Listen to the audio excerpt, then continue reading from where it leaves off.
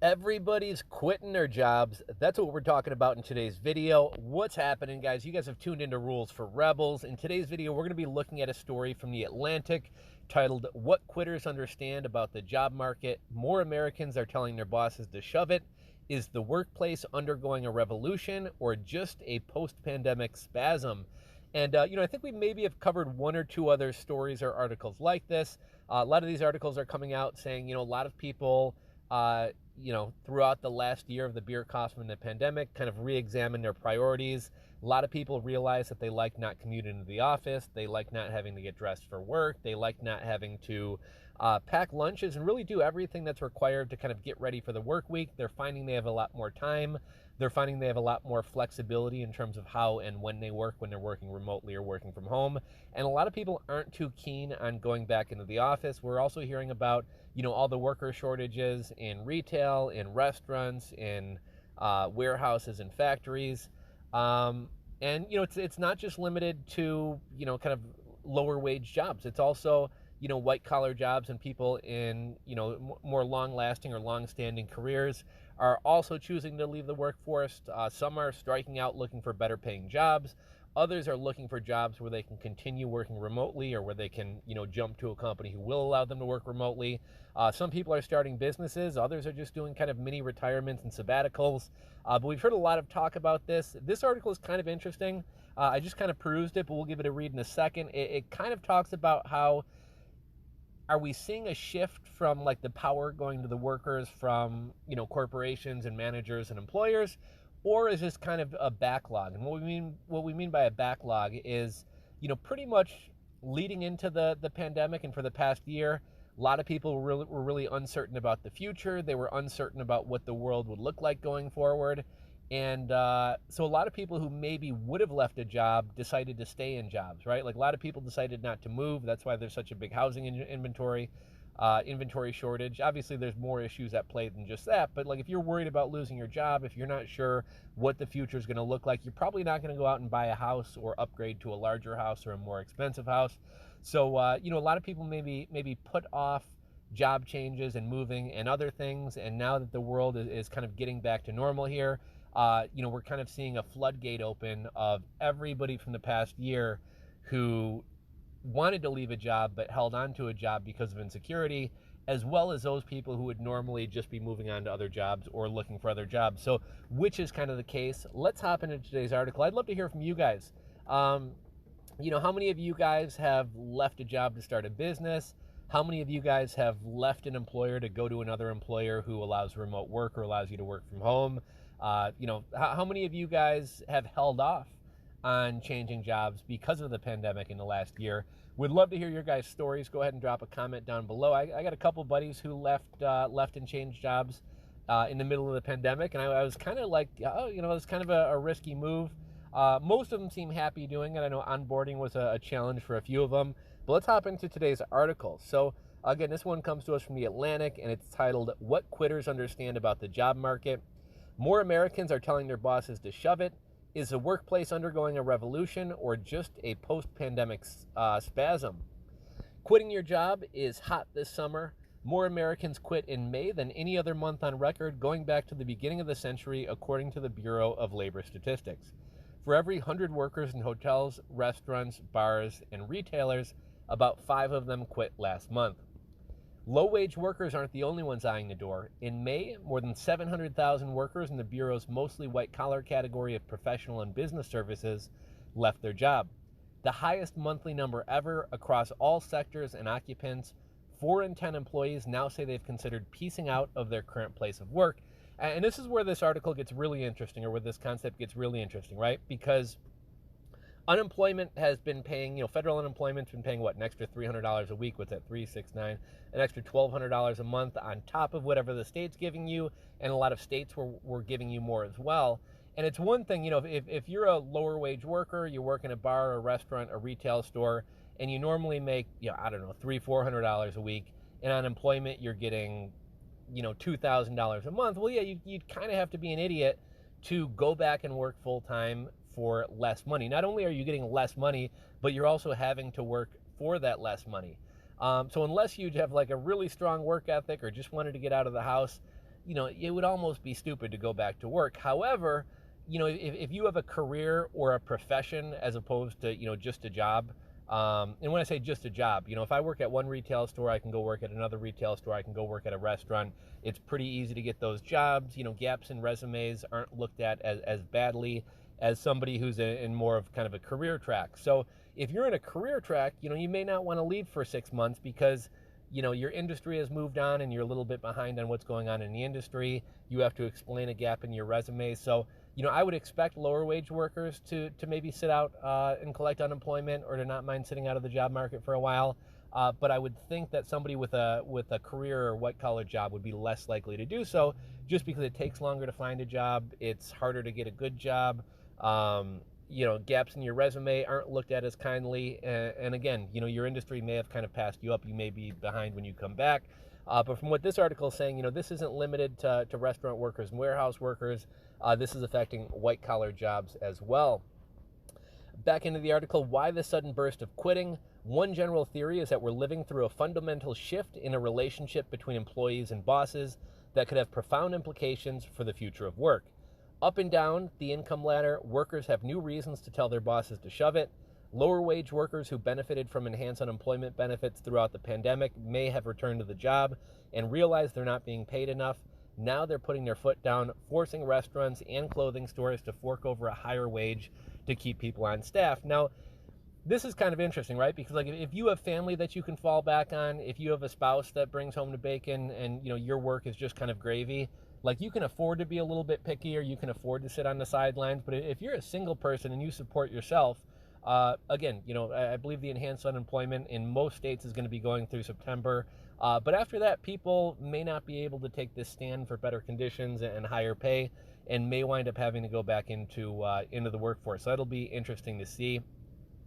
Let's see here. I do think the whole pandemic has caused kind of a shift in, when else in history would people in mass have had the opportunity to work from home and, be able to show, look, I was doing just as good of a job. My productivity stayed the same. Why are you going to force me to spend an extra 2 or 3 hours in the car commuting and getting ready for work just so I can sit in a chair? What are you paying me for? Are you paying me for the job that I do? Are you paying me for accomplishing a task or for making you money? Or are you paying me to sit my butt in a chair for 8 hours a day? And I think that's really where this fundamental shift has to happen in terms of how we value our employees, how we value work. Again, are we paying people to be in a building or sit in a chair for a certain amount of time, or are we paying them for a specific task? And I think until that change happens, we won't really see the workforce as a whole shift. We won't really see a mass transition to work from home or remote work. But I do think this has given some people a taste. I do think employers are going to have to try to be more competitive in terms of work-life balance, allowing, a hybrid work environment, allowing people to work from home. And when you're competing for the top talent, and the top talent wants these things, more and more companies are going to start being more flexible and being more friendly to workers. And I think that's just going to kind of spiral and cause more companies to be like that as well. Meanwhile, the white-collar workers say they feel overworked or generally burned out after a grueling pandemic year, and they're marching to the corner office with new demands. A recent Bloomberg Morning Consult survey found that nearly half of workers under 40 said they might leave their job unless their employer let them continue to work from home at least part of the time. And here's another kind of interesting thing, right? I think there's a lot of people who, just because society from birth pretty much programs you to be materialistic and buy things and want things, and most people, when they get a promotion or get a better job, they don't stock that money away and say, I'm going to retire a couple years earlier.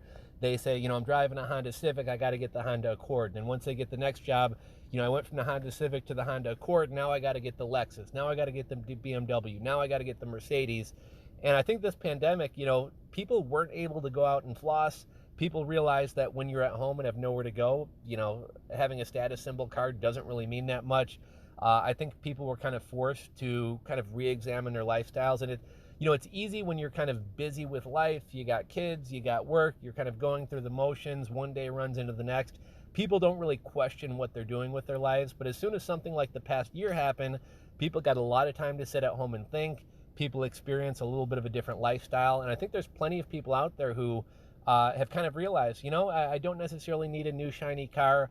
I don't necessarily need the hugest house in the world. I don't necessarily need the designer purse or these designer clothes.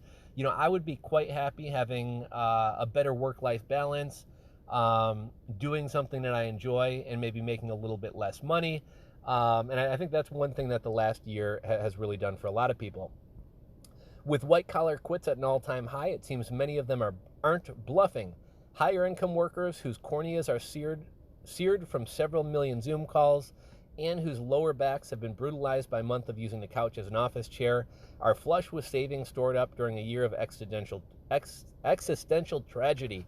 Quitting is their way of commemorating the fragility of existence in the face of cosmic dread. In short, YOLO. And that's kind of another thing. People for the past year weren't taking vacations. They weren't eating out at restaurants. They weren't going out to bars. So people have a lot more money. And that's really, on this channel, I've talked a lot in the past about the FIRE lifestyle or being financially independent.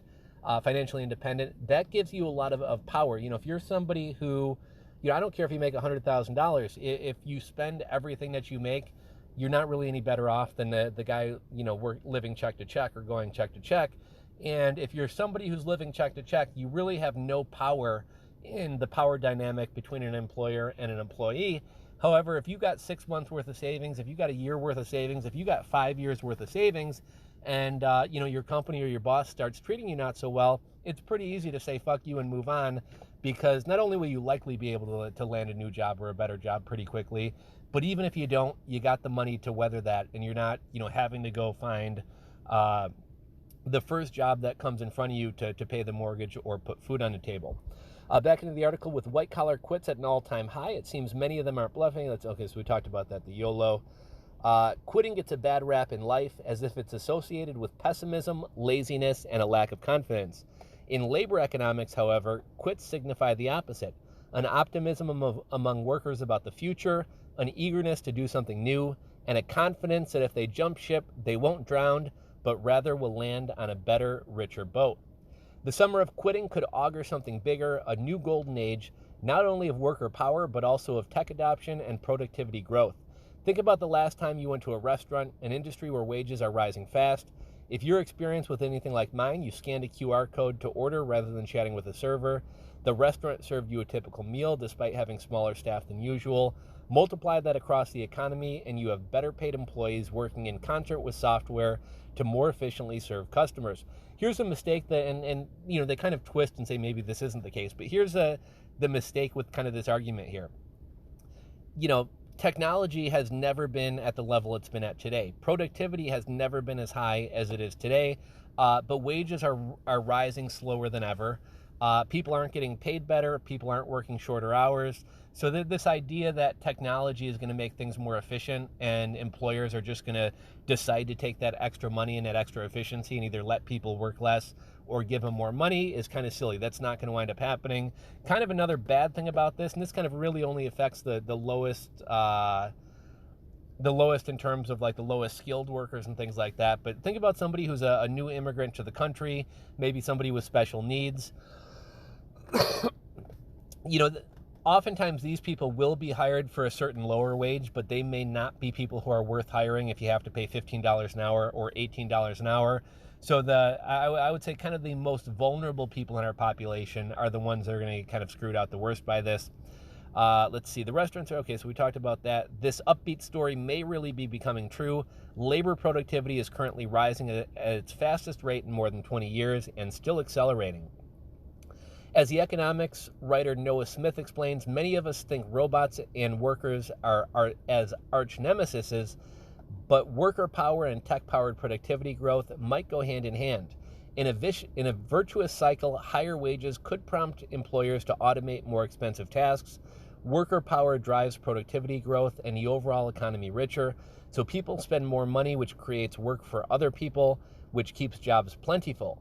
In this rosy vision, we are in the early stages of something quite wonderful, an era of rising wages, ascent, productivity, and rising living standards for all. If this sequence represents a genuine and lasting revolution in workers' rights, it wouldn't be the first time that a catastrophe became the midwife to progress. As I wrote last year, a major crisis has a way of exposing what is broken and giving a new generation of leaders a chance to build something better, often in surprising ways. The Great Chicago Fire of 1871 contributed to the invention of the modern skyscraper. The East Coast Blizzard of 1888 led to the first American subway system.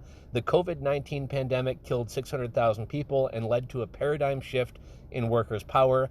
Might not sound like a particularly obvious cause and effect, but our response to disasters can change the world in ways that are hard to foresee when we stare into the maw of the original crisis. On the other hand, maybe this isn't a revolution. Maybe it's an illusion. The overall annual quits plunged in 2020 by about 500,000, suggesting that a lot of people who would have quit without the pandemic instead clung to a job they didn't like. That the number of people quitting a job is surging now isn't necessarily proof of a paradigm shift. It's more like evidence of an unpinched hose effect. The pandemic constrained all sorts of normal activities, getting a cocktail, renting a car, and leaving a crappy job that are suddenly unblocked. The White House seems to think this dynamic clearly. A blog post from the Council of Economic Advisors recently cautioned that economic data may look berserk this summer. A number of commentators are warning against drawing big conclusions about the future. A whole lot of this is a mirage, Adam Ozimek, the chief economist at Upwork, told me. The White House, I think, is a lot more realistic than the median liberal pundit right now. Making predictions is hard, not only because the future is hard to see, but also because the present is hard to grasp. The data on quitting could be an early sign that the worker power is ascent after decades of stagnant pay and gutted labor law, but it could also be a brief statistical fluke amid this summer's general spasmodic economy. And I went to a big concert at a local bar. They had a big concert out in a parking lot recently. And I mean, the amount of people out there was crazy. The amount of people, spending money and throwing money around and having a good time, and just the overall environment was awesome. And even the band, you could tell we were like super excited to be there. We're thanking everybody for coming out. But I think that was pretty much like the first big show in my area. And so it's kind of this idea that, there's going to be a huge boom this summer because you have this huge pent-up demand of people who've been waiting a year to go out to a bar, to get a cocktail, to see live music, to take a vacation, and everybody's rushing out to do it all at once, but it's not necessarily sustainable, and that's not what it's going to look like, come the end of summer or especially fall. How do we reconcile these two things, the awesome potential of the moment and the fact that its awesomeness might be predicated on a mirage? Maybe the answer is to just keep doing what you're doing. Policymakers should act as if the labor market has room to run, because it does. And employers, while seeking out complementary technology, should pay their workforce more because they can. So that's the end of the article. Again, this is kind of one of those lifestyle pieces, millennials, the workforce, etc. Thought you guys might enjoy it. If you guys enjoyed this article, give it a thumbs up. If you're not subscribed to the channel, click that subscribe button below. Thanks for watching, and I'll catch you guys on the next video.